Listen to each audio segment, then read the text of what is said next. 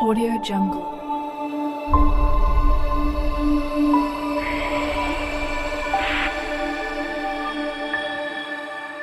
Audio Jungle. kusoo dhawo Naciim.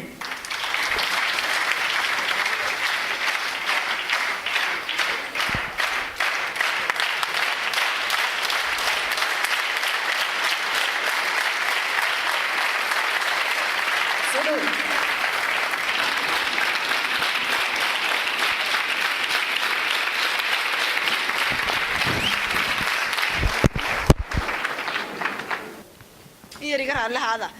تي مالكم فرديان نعيم waxay ka dalbadeen maadaama iyadu tiri ayna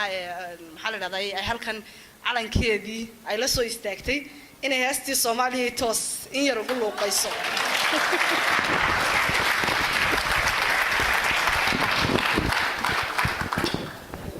Soomaaliya tooso isku tirsaday bukiina tagdarane taageero waligiine Soomaaliya tooso isku tirsaday hadbakiina tagdarane taageero waligiine idinka isku tooqayo idinka isku taamaye Soomaaliya tooso isku tirsaday hadbakiina tagdarane taageero waligiine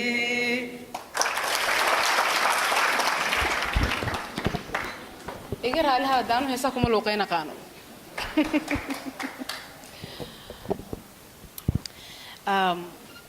aan salaamaya madaxda aan marti sharafka iyo ardayda jaamacadda Jigjiga dhamaantiinba dabcan jaamacadda Jigjiga inaan maanta horteeda ka hadlayo farxad weyn ee aniga ay tahay jaamacaduhu waa beeraha ay ka soo baxdo aqoontu sida oo kalena waa halka ay tahay inaynu ku daadino ininyaha falsafadeed nololeed iyo qiyam ee aynu rabno inaynu berri toole qorano qaacido ayaa jirta tiraahda waqtiga runta ayaa u walaala inaan hortiina soo istaago oo aan bila yar ka hor suurtagal ahayn waxa ay qayb ka tahay isbedelka geeska ee uu horseedka ka yahay Abiy Ahmed isla gobolkeenana Mustafa Umar hogaaminayo haddii shimbir in badan qafas lagu hayay oo la sii daayo ma jeclaysato inay dhaqaaqdo ama duusho si taasi la mid ah bulsho in badan lagala dagaalamay aragtidooda si xor ah inay u cabiraan marka xorriyada loo sii daayo waxa laga yaabaa inay jahawareeraan oo ay garan waayaan aragtidooda si dimuqraadiyadeed intay u cabiraan jihada ay tahay inay qaadaan inay u dhaqaaqaan waxaa jirta xirfad la isticmaalo marka baalayda laga hadlaayo xirfadaasi waxay tiraahdaa hadaa digaagad soo iibsato marka ugu horeeya cagaha soo qabanaysa bilow waxay isku dayi doontaa in ay ka baxsato laakiin markay awoodi weydo in ay ka baxsato waxay aaminaysaa inay awood beeshay marka aad dhulka dhigto ilaa aad ku dhufato ama aad wax ku dhufto ma dhaqaaqdo si taasi la mid ah anigu maanta waa inaan dareenkiina kiciya oo aan idin tusaa inaad idinku wax qabsan kartaa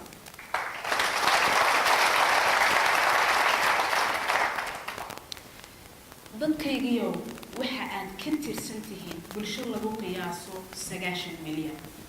laakiin isra ahaan waxaad ka soo jeedaan bulsho lagu qiyaaso 25 milyan ilaa 30 milyan inta u dhaxaysa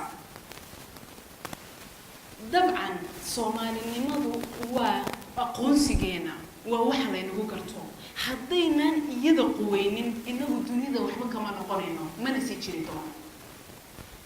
waxa laga yaabaa dhalinyarada hadda nooli ee kuwa bariistay oo xuduudaha ay reer galbeed ku dhigeen in ay ku jahawareeraan siyaasadda maanta jirta iyo wixii iyaga ka horeeyay jiray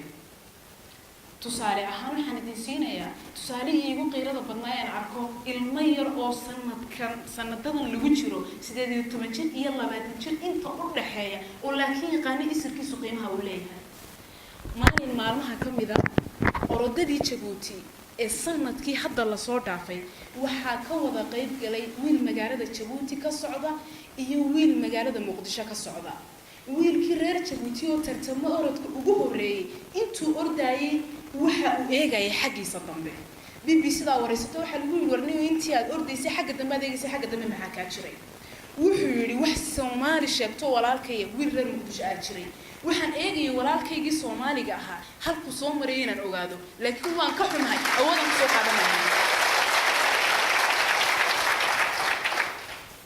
waxaan rabaa in aynu ogaano oo aynu xoojino waxa isku keen xiraya inuu yahay isirkeena oo aanay dadka kale intooda badan ama haddaynu tusaale u soo qaadano Itoobiyada maanta ku noolahay dad qowmiyada iyo isir kaliya wadaaga aanay ahayn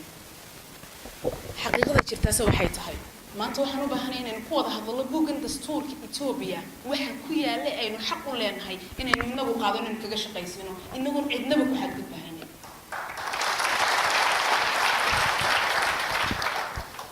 maalmihii ugu dambeeyay waxaan ka fikiray inaan dastuurka wadanka ogaado jaamacadda ayaan mid dhalinyarada jaamacadda ayaan la hadlay aan ku waxaan u baahanahay buugga meelaan ka iibsado ama meelaan ka akhrisan karo si aan wax uga ogaado dastuurku qodobo wuxuu dhigayaa dabcan aanu markii aan hore aanan islahayn wuu idin siiyay xaqa laakiin aan aaminsanahay dadka aynu ku hoos noolay inaanay waxba inaga xaqirin inagu inaynu nahay kuwa isugu wacan la xaqiro tusaale ahaan magaalada Jigjiga ayaamihii ugu dambeeyay aan ku sugnaa meel kasta waxa ku yar afka Soomaaliga waxaad arkaysaa gidaar kasta Ingiriisi iyo Xabashi baa ku yaala buugga dastuurku laakiin si taa ka duwan ayuu sameeyay wuxuu ku yiri bulsho kasta xaq waxay waa qodobka 39 farqadiisa labaad ayaa dhigaysa wuxuu yiri bulsho kasta xaq waxay u leedahay inay afkeeda qorto kobciso dhaqankeeda iyo taariikhdeedana ay ilaaliso ku faanto inaga maxay nagu dhacay marka ma inaga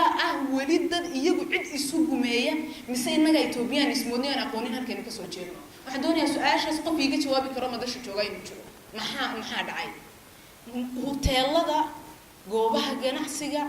meel kasta Itoobiyaan ay haysta ma diidanin deegaankeena gula nooli way noo shaqeyn karaan laakiin sideeday percentage ugu badan u qaadan karaan وسؤال بدن إنه قف يسويديه وحكلا أو شرطة لما أنت وحنا أمرار دي لحسن إن أدودينا إن دول يدد لينجح حيستو وحان يسويديه جوجن قضب كسجالية صدنات فرقدي سكوبات أيها دقيسة بولشكاست أو وح اسكم مذو وداكتا إنا يقوي كرتو ما حد قاضي أفكار دي ما بتهجتشي ويدي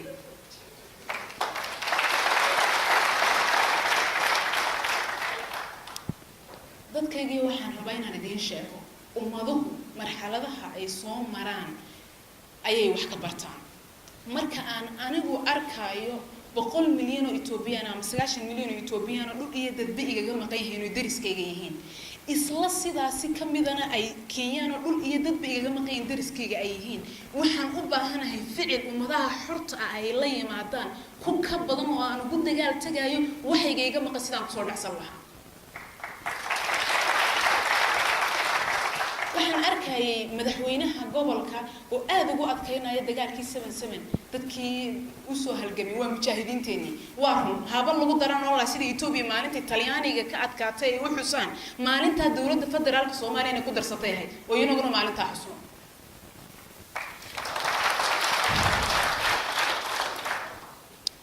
xaqiiqadu waxay tahay siyaasad ahaan gobolkeenani waxa uu ka tirsan yahay Itoobiya haddaba inta aynaan u gudbin waxyaabo kale 10 sano soo socda waxaynu u baahanahay inaynu inagu isdhisno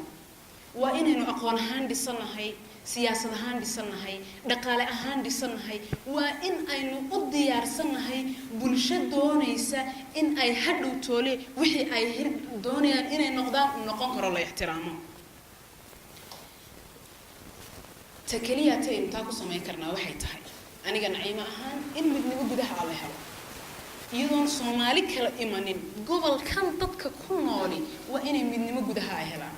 waa in ay isku duuban yihiin oo ay dhinac wada jeestaan marxaladaha kala guurka lagu jiray midna la galay midna laga soo baxay ee ay adkeyd waliba xilliyada qaar kood in la helo waa lagu jahwareeri karaa waxaan u baahanahay in la isku duubnaado laga digtoonaado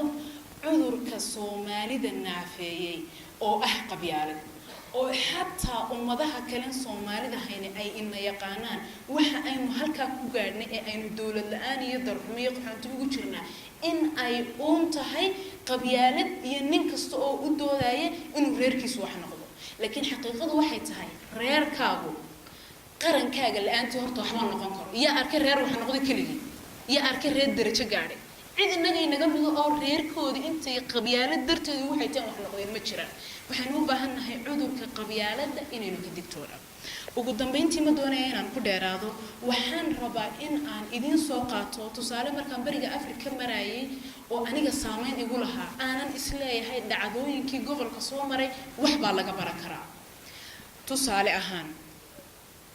tacadiyo badan ayaa ka dhacay ma doonayno inaynu ka hadalno waxaynu rabnaa tacadiyada dadkii inaga inala midka ahaa ee soo maray sidii ay uga falceliyeen in ay tusaale inoo noqoto sanadkan bartamihiisa baan Rwanda tagay Rwanda waxay ka mid tahay 94kii wadamada sida baan isku baabiyay mid ka mid ah dadkooda la xasuuqay ayaan la kulmay waxaan weydiiyay bal ii waran sidee bay u dhici kartaa qof dadkaagii laayay inaad la noolaato waxay iigu jawaabtay gabadhaasi 8 ciyaala oo aan walaalanahay hooyaday aabahay abtiyaashay iyo habaryarahay ninkii dilay baan anigu qoodiyaa gacanta ku hayaa waxaan rabaa inaan ogaado xigmad dabartan ka dambaysa waayo waxaan ka imid dad ay isku xaalad marteen welina ku jira waxay igu tiri runta hadaan ku sheego ninka haddaan dilo dadkaygu ima soo noqonayaan haddii aan colaadiyana colaadi waxba iima tarayso ugu dambeyntii waa nin reer Rwanda oo waxaan ogahay berri ka maalin haddaanu dagaal sokeeyo galno waa nin tolkayo aniga dalkayga iyo dadkayga difaaci kara waxaynu u baahanahay qof kasta oo Soomaaliya oo dambi ka galay shacabkeena gudihiisa in aynu u cafino waayo waa ninka aad berri toole ku dagaal tagayso qof inaga dhinto uma baahnin laakiin waxaan u baahanahay keena inaga xumaado inaynu dhaqan gelino iyo mid inoo dhasho aynu barbaarino dhulka iyo dadkana inaga leh taaloolay Audio Jungle.